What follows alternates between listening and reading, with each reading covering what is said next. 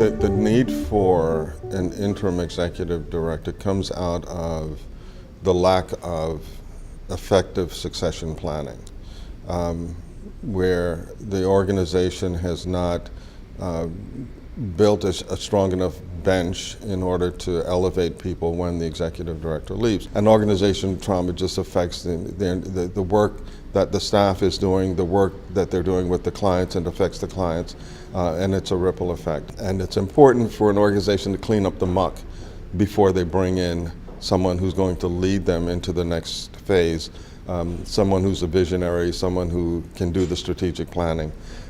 They need to clean out a lot of the stuff before that person is brought in, and that's the work of an interim executive. Being an executive director has been extremely rewarding because I can see where I am making a difference. There's an immediate impact. The challenges, I think, were very thought through.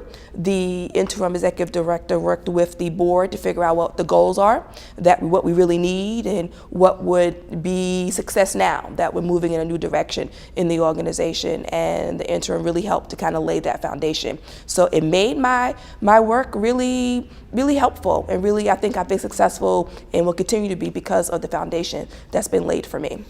Definitely with the interim executive director role. Boards are the ones in a nonprofit organization who hire the executive director. And as they're going through that process, if we're talking about the interim executive director role, I think they need to be reassured that somebody's minding the shop while they're doing the search, for one thing. It also allows a board not to have to rush into hiring, worried about who's back at the storefront. And third, I think the interim executive director brings a new lens to look at the organization. All of our interim executive directors have a lot of experience within the nonprofit field.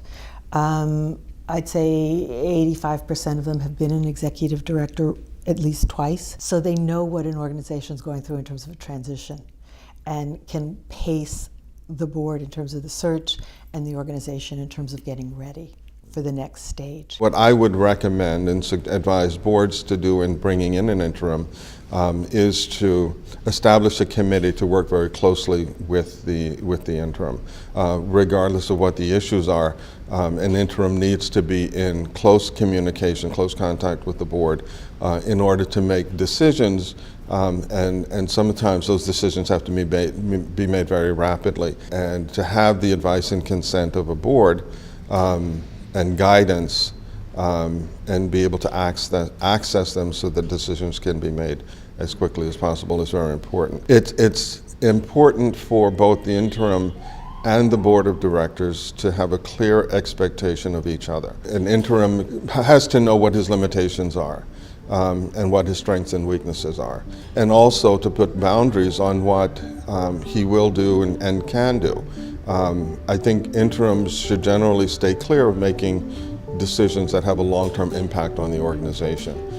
It's more crisis-oriented, it's an immediate impact. They need to stay in the moment, and the board needs to make sure that those boundaries are not violated.